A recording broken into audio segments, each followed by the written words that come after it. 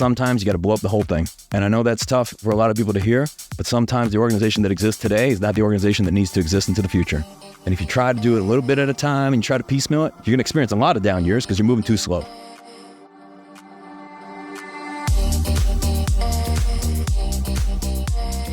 I'm Michael Mogill, founder and CEO of Crisp, the nation's #1 law firm growth company.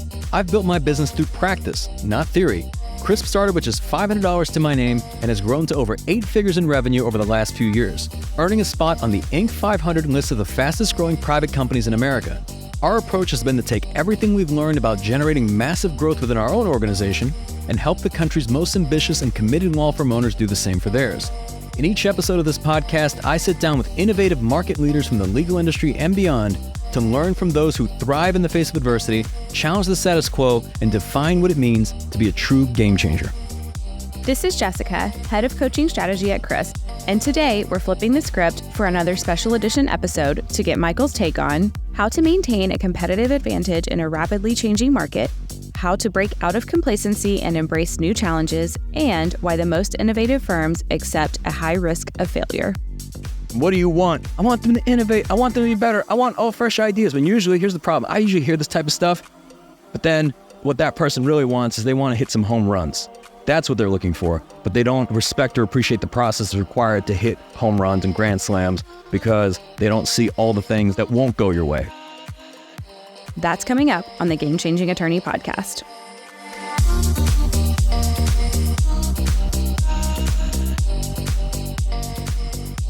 Welcome back to another AMMA.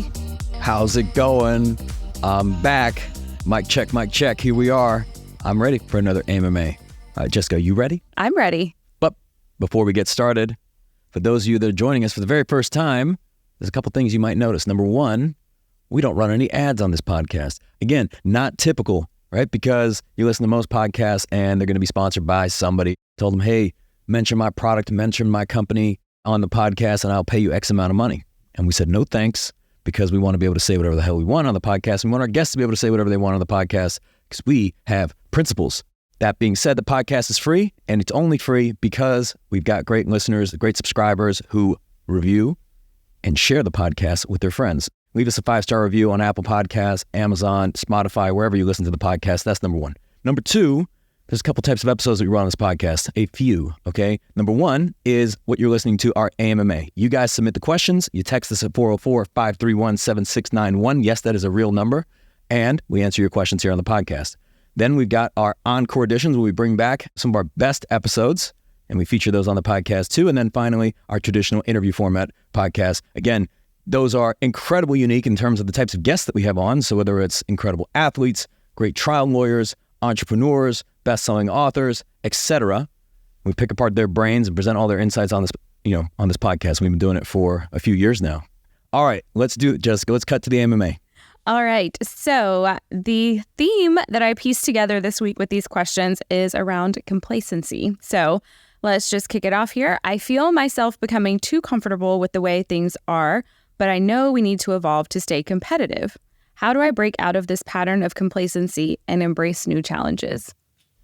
That is a multi-billion-dollar question because there have been great organizations, all-time greats.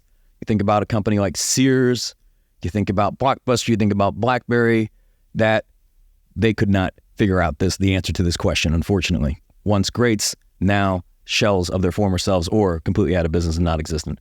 And the lesson here is that the only thing more difficult than gaining a competitive advantage is keeping one. It is incredibly difficult, if not impossible, to maintain a competitive advantage for decades. And I don't think most people truly can appreciate or even understand what it is to remain competitive and operate at that level, not just for a season, but for decades.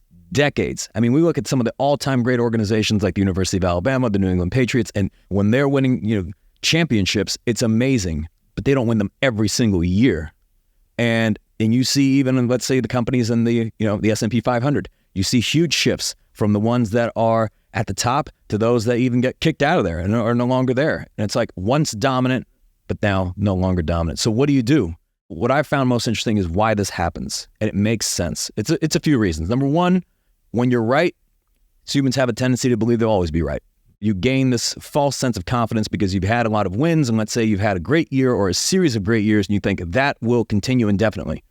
That's not the way the world works. That's number one. When you gain that confidence, sometimes it also leads to hubris. And you believe that you cannot fail and you cannot make a wrong decision. So the way in which you interpret information and the way in which you go about leading your organization, now you start experiencing blind spots because you're not as paranoid as you once were. Okay, that's number one. Number two, you also have to look at it from the standpoint of, why do you work so hard? Like really, sometimes the idea behind working so hard is so that you can get to a place where you don't have to work so hard. And yet, once you get to that place, sometimes inherently the organization becomes less competitive, right? So everything that you're doing today is sometimes with the idea of, I'm going to invest my time, my energy, my money to eventually get my organization to a place where I no longer have to work 70, 80 hours a week, right? But the challenge with that is that, let's say you get to that place and you're no longer working 70 hours a week, maybe you're working 30 hours a week, 20 hours a week. Well, now there's certain compromises that happen, but it makes sense because you want to enjoy your life. Isn't this the whole reason you were working so hard? So the unfortunate truth is it never ends. And even if you do get to a place where you've got a ton of help, you've got a ton of support, you've got great leaders in your organization, you're the founder. And there's a reason why the organization has gotten to where it needs to be. And there's a great book by Andy Grove, who's the former CEO of Intel. And he talks about the fact that only the paranoid survive. And I believe the most successful people have two common traits. They're the most paranoid, constantly paranoid people. It's a curse. Looking over their shoulder, thinking that, you look at early Bill Gates. Bill Gates was this way. Bill Gates would always keep 12 months of payroll in the bank at all times during Microsoft's history, because even when they were incredibly successful, because although he was very optimistic about the future, he never wanted to be in a situation where they couldn't meet the payroll. Then there's the other side of the other trait. The second one is pain tolerance. The most successful people have the highest degree of pain tolerance. They can deal with extreme amounts of adversity, things not going their way. Every day you're dealing with all sorts of challenges, many times ones that you've never experienced in the past. And if you're looking at it from the standpoint of, how do I avoid getting complacent? Well, it's understanding why human beings become complacent. Again, you had that fire when you first started, and it was easy to, I think, be motivated and ultimately even be intrinsically motivated, because if you were coming from nothing, you had nothing to lose and you only had the upside and you wanted to make things better, and your risk profile may have been a little bit different. Now, as you build your organization up and you get to a really good place and you kind of get to the destination that you were after, unless you have bigger goals and unless you have a bigger vision, well, it's easy to fall in these complacency traps because you want to relax and, take it easy. You got the silk sheets, you got the nice car, you got a nice life. And there's nothing wrong with that, but the problem that creates is that it makes it a little harder to get out of bed in the morning. You're not the savage that you once were, when you were walking into the office barefoot and willing to go, hand-to-hand combat. So you have to actually purposely put yourself in uncomfortable situations. I think it actually becomes much more challenging to maintain a competitive advantage, like I was saying, than it is to gain one. It's like Floyd Mayweather is a great example of this. 50-0, right? And people talk about Floyd, and I don't know whether you're a boxing fan or not, just if people understand how incredible that is. And they say, oh, he may have picked XYZ fights. It's like, no, you don't understand. This person never lost a fight, okay? Do you understand how difficult that is to maintain a certain level of training and focus and consistency when you have like all sorts of competitors with their knives out coming for you? And as you become more successful, you become an even bigger target, and to be able to ward that off for decades. I don't think people understand how incredible that is.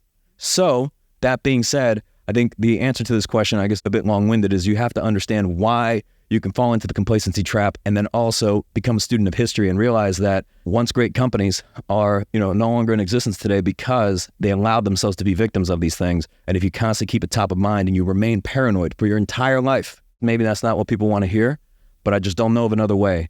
Someone said, well, no, but someone told me I could take this course or I could set up this system or whatever. And then what? You're going to be competitive forever? Absolutely not. You must be paranoid forever. And if you're paranoid forever, then you have a chance at maintaining that competitive edge, but it's still not a guarantee. Yep. Because nothing is forever. That's right. All right. Taking that and moving on. So I founded my firm about 8 years ago, and over the first 5 years, our growth was pretty insane, going from just me and 1 paralegal to now 4 partners, 5 associates, and 20 support staff. While I'm proud of this growth, I've noticed that it started to plateau in the last couple of years. In fact, I'm concerned that 2024 will be our first down year. How did you change your systems or decisions to continue to grow your company from a small one to a bigger one? I mean, everything changes. Everything changes. There's a quote that your business is perfectly designed to give you the results that you're getting. So what your business looks like when you're at $1 million in revenue, or let's say under $1 million in revenue, versus what it looks like at 5 million, versus what it looks like at 20 million, versus what it looks like at 50 million or 100 million or 250 million is completely different. It's unrecognizable. Unrecognizable. From the systems to the people to the capabilities, it is unrecognizable. Sometimes this shift is like from 1 million to 2 million unrecognizable, or 2 million to 5 million unrecognizable. But the bottom line is, it's that you have to constantly reinvent yourself, right? You can't run the exact same playbook year over year over year over year if your goal is to be able to grow. And then even so, one of the biggest challenges of growth is that you now experience new challenges that the organization oftentimes is not ready for, right? So sometimes growth outpaces the infrastructure of your business. And that outpaces the training, the processes, the systems, etc. So you must constantly keep pace with that. And it's kind of a never-ending battle because you can grow faster than you can scale up systems. Basically, marketing and sales is always going to outpace operations and infrastructure because one's easier to dial up, right? You just spend more money, right? And the other one, you have to take time to bring in the right people and train them and develop them and put systems in place and test processes and implement auditing. And that is a much more difficult challenge to scale, which is why I actually have more respect for operational infrastructure than I do for any marketing, right? People pride themselves on being great marketers, and I think that's fine. I mean, I wrote a book on marketing, but I will say that I don't respect that as much as I do a very strong organizational infrastructure. And if I was starting a new business today, or if I were even going into a law firm and they're saying, hey, Mike, help make us better, it would be all operations, everything. I'm not going to look at it and say, hey, guys, what kind of campaigns are you running, right? You're running some cool marketing campaigns. I heard you heard about Google LSAs, or what kind of TikToks are you doing, right? This bullshit. Instead, I'd be like, look, we're going to look at how the phones are being answered. We're going to look at how people are being trained and developed. What's the client experience like? Okay. We're going to look at how cases are being moved forward. We're going to look at every single element there. How are we managing cash? Let's make sure that we have the right process. Let's make sure we have the right systems, because the only thing that will happen if we make the marketing better is it's going to break everything else. That's the only thing that's going to happen. So if you're concerned about your first down year, a way to potentially avoid that is to think, well, how do we reinvent ourselves? And what are the areas that we need to improve significantly? Just transform entirely. Sometimes that means you got to take the B players that you have and say, look, we got to top grade everyone, right? I know someone's going to think, oh man, but what if I train them? What if I develop them? Who knows if they're the right people? Who knows if you've hit their cap? It's like the Peter principle, right? Someone will get promoted and continue to get promoted until they get to a point where they no longer can do the job that is required of them, and they will now be ineffective. That is kind of what you see in corporate hierarchy generally. So sometimes you have to replace the Bs with new people and new capable people, right? Invest in the As, of course, right? You haven't hit their ceiling yet. But sometimes the ones that have been with you for 20 years and have done an okay job aren't the ones that take you into the future. As difficult as that is to say.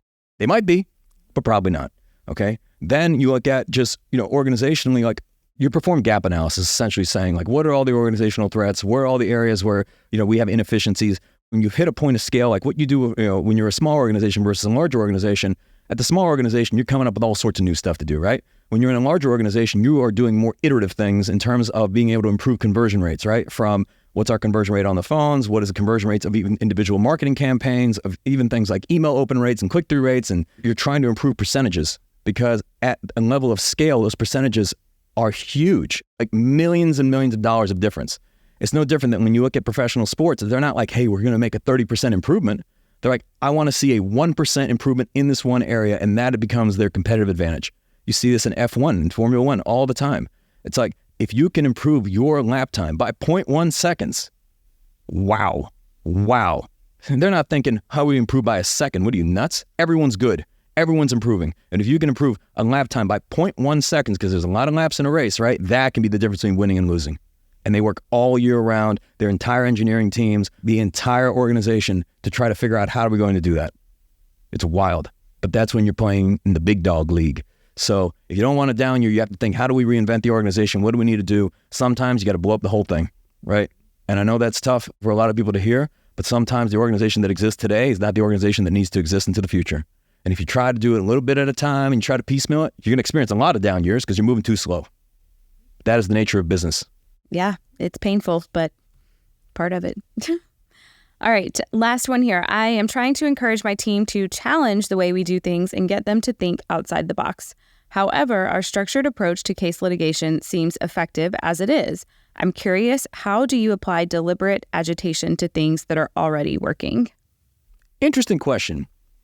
So I imagine this person is someone who likes to mess with things just for the sake of messing with things, right? It's like, everything's working, let's just blow it up because I don't know, maybe they heard on a podcast or a blog somewhere that like, this is what it means to be an innovator. Sometimes it does.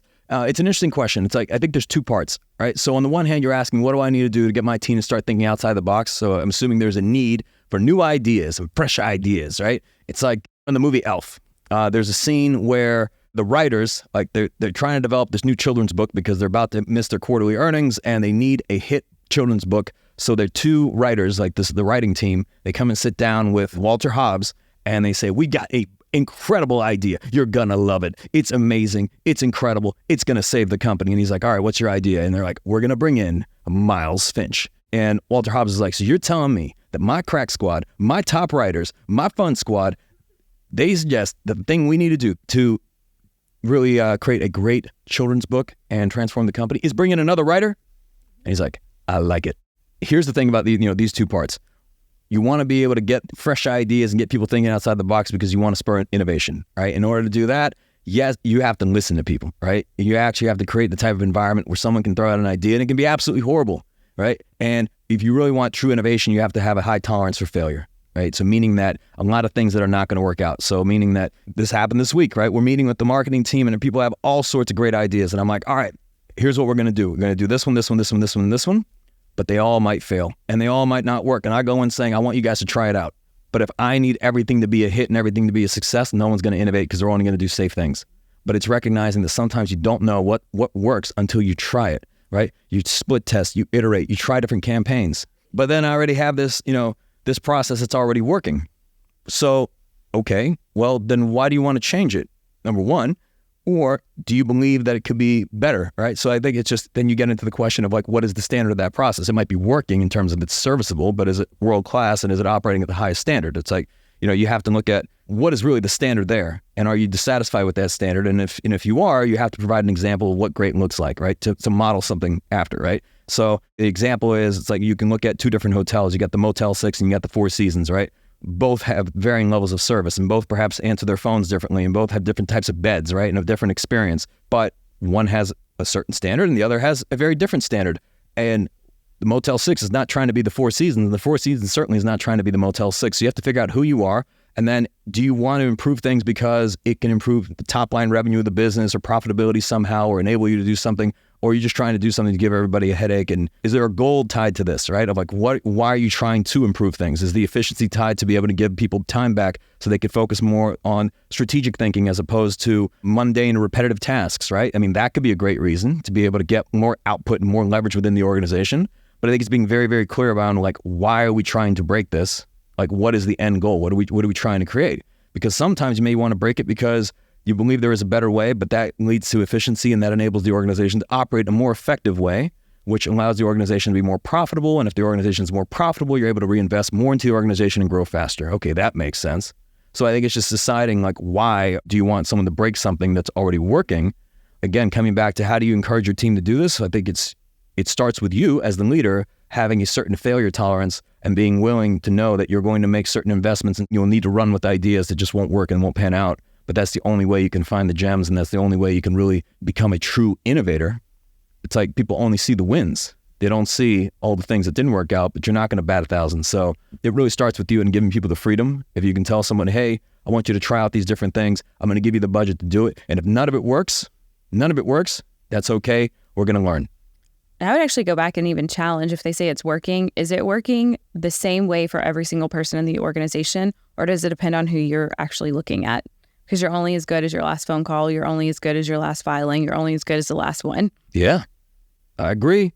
So just figure out whatever the hell you want. That's my answer to the question. What do you want? I want them to innovate. I want them to be better. I want all fresh ideas. When usually, here's the problem. I usually hear this type of stuff, but then what that person really wants is they want to hit some home runs. That's what they're looking for, but they don't respect or appreciate the process required to hit home runs and grand slams because they don't see all the things that won't go your way. So if you don't have that failure tolerance, then all that's going to happen is you're going to be shouting out platitudes and all sorts of things saying, we got to be more creative, we got to be more innovative. But you're assuming that someone's going to come to you with some magical idea that'll transform the organization and save the company. And unfortunately, I don't think there's any one thing that'll do that. And on that note, we will see you next time. See ya. You've been listening to the Game Changing Attorney podcast with Michael Mogill. If you found this episode valuable, here are 3 free ways that we can help you grow your law firm.